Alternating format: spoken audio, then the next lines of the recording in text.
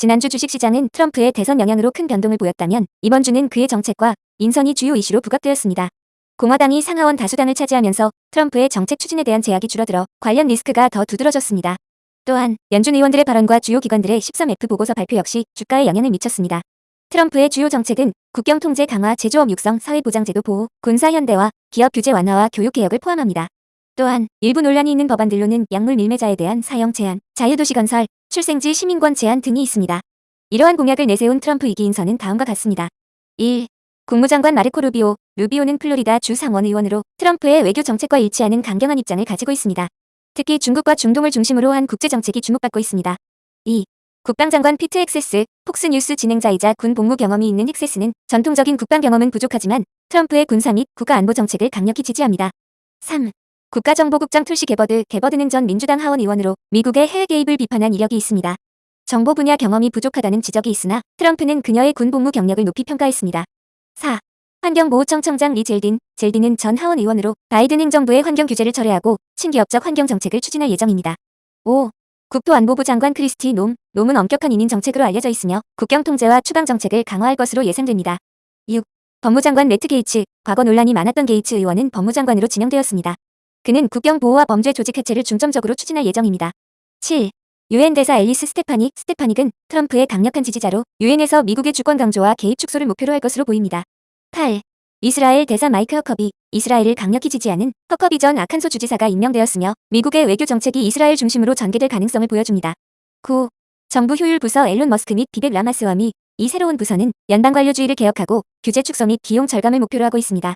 머스크와 라마스와미의 임명은 효율성과 혁신을 강조하려는 트럼프의 의도를 보여줍니다. 이러한 인선은 충성심, 규제 완화, 그리고 미국 국내 및 외교 정책의 재편에 중점을 두고 있음을 보여줍니다. 또한 트럼프 인선과 정책에 관한 반응은 다음과 같습니다. 1. 중국과 무역 정책 관련 반응. 트럼프가 국무장관으로 중국의 강경한 입장을 취하는 인물을 임명하면서 중국과의 무역 긴장 가능성이 부각되었습니다. 이에 따라 중국 관련 주식은 하락세를 보였습니다. 2. 방위산업 주식 하락. 이스라엘과 하마스 간의 전쟁에서 휴전 가능성이 언급되며 방위산업 관련 주식은 하락했습니다. 이는 전쟁 종식 기대감이 시장에 반영된 것으로 보입니다. 3. 전기차 산업에 대한 불확실성. 트럼프는 전기차 보조금 및 환경 규제를 철폐하겠다고 공언하며 미국 내 전기차 제조업체들에 부정적인 영향을 미칠 것으로 전망되었습니다.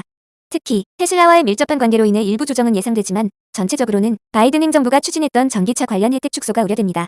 4. 정책 및 성장 관련 기대.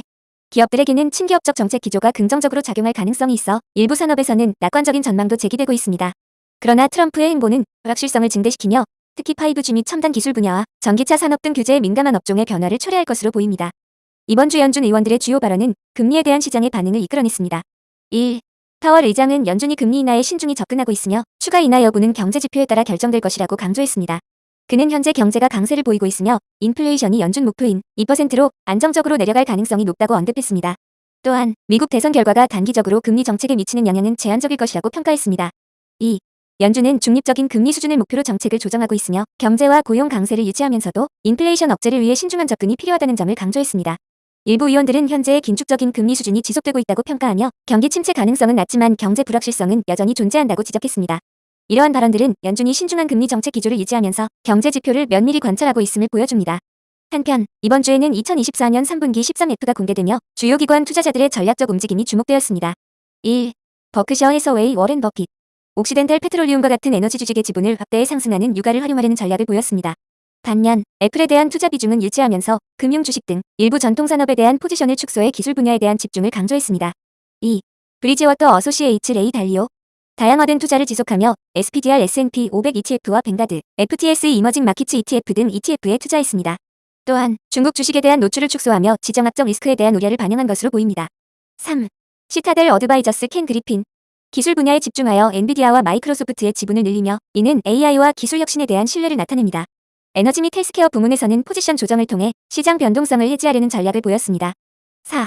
아크 인베스트먼트 매니지먼트 캐시 우드. 테슬라, 로쿠오줌 비디오와 같은 혁신 기술 주식의 지분을 확대하며 미래 기술에 대한 긍정적 전망을 이어갔습니다. 5. 뱅가드 그룹과 블랙록. S&P 500과 같은 주요 지수에 대한 대규모 패시브 투자를 유지하면서 청정 에너지와 인공지능 등 신흥 산업에 대한 관심을 보였습니다. 이러한 움직임은 전통적인 에너지 및 금융 부문과 AI, 청정 에너지, 혁신적 기술 분야에 대한 중점을 동시에 두고 있음을 보여줍니다. 또한 중국에 대한 노출을 줄여 지정학적 리스크를 피하려는 전략도 엿보입니다.